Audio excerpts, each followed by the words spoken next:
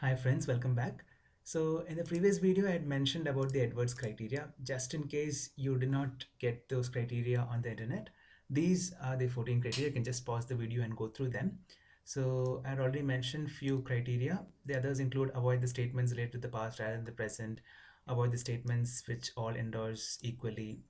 And yeah, this I had mentioned, statement should be precise, should not exceed 20 words. Also double negative statement should be avoided, etc. So those are the criteria that have to be followed. And then we had reached this stage, right? Relevancy percentage and mean relevancy score.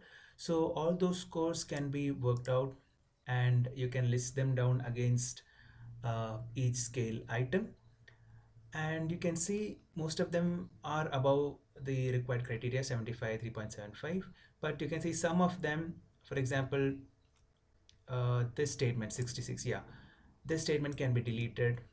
Also this statement can be deleted. Earlier I missed out on one. This statement also can be deleted because it is lesser than the required MR, mean relevancy score and relevancy percentage. So after eliminating all those statements that do not follow the criteria or live up to the criteria, then you can retain statements which do. So in my case, 59 statements were retained. And then we can go to the next step, and that is item analysis, right?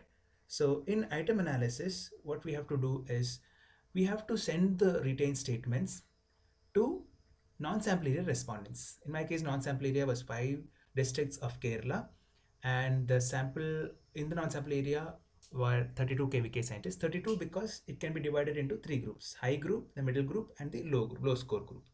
So 8 and remaining 16 and 8. So the 16 in between can be eliminated, and 8 in the high group and 8 in the low group can be considered. So it can be 40 also. In case of 40 respondents in non-sample area, then top 10 and bottom 10 can be selected for further analysis. So what we have to do is we have to send the non-sample area to the non-sample area respondents. You have to send again the scale items that were retained with the continuum of strongly agree to strongly disagree, right? 5 4 3 2 1, but strongly disagree, strongly agree to strongly disagree, not relevancy, right? So here again they'll give the responses and you can enter the responses as shown here.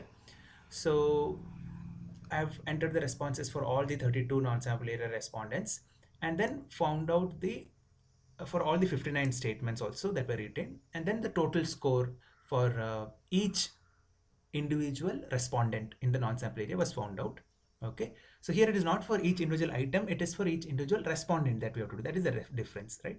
So once you find out the total score for each individual respondent, then you can do one thing: you can filter them as sort from largest to smallest, right?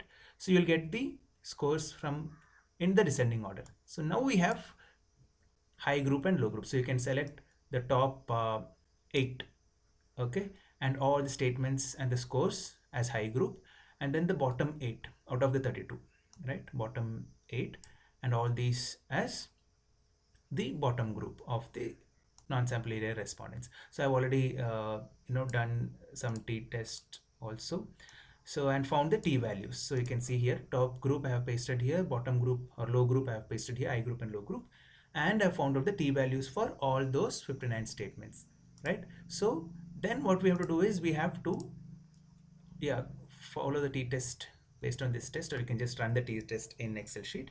And I selected only those statements which were having t-value of 1.67 and above, right? So I was left with 49 statements. 10 statements were eliminated. Which were all those statements? For example, this statement having lesser t-value, this statement having lesser t-value than 1.67. So all those statements were eliminated. 10 statements were eliminated, left with 49 statements, and those were included in the final scale. But before that, we also need to ensure that the scale is reliable and valid.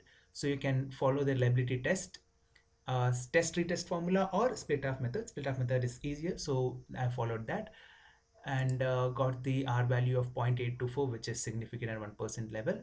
And if you calculate the square root of this value, you'll get the validity value, which is 0.9077 again, which is feasible and appropriate. And we can say that the scale is good to go. And finally, the scale can be administered to your final respondents, and it can be included in your final questionnaire or schedule. So this is the way that we prepare a scale. I hope this video helped you. Thank you so much.